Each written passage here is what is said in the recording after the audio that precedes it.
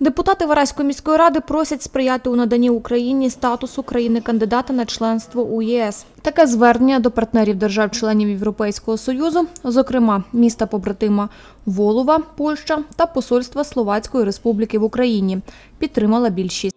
Зараз така є тенденція по Україні, що органи місцевого самоврядування мають прямі комунікації з різними містами, структурами, в тому числі і недержавними, і державними, щодо реклами України на просторах Євросоюзу. Для того, щоб створювати загальна позитивна думка про Україну як таку. Так, ми всі знаємо, вже вся Європа знає, що таке Україна, що це далеко не Росія, і навіть протилежним напрямку розвиваємося ми. Серед переліку земельних питань, винесених на обговорення сесії, депутати погодили будівництво у місті закладу харчування.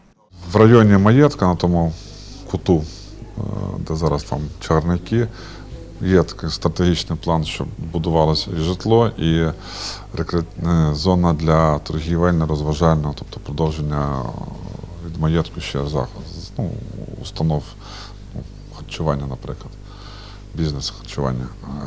Побудував прийняття рішень щодо житлового будинку ще не прийнято, буде доопрацьовуватися. Також депутати внесли зміни до бюджету, виділили кошти для правоохоронців та військкомату. Юлія Крищук, Олександр Сніжко, канал «Енергоатом».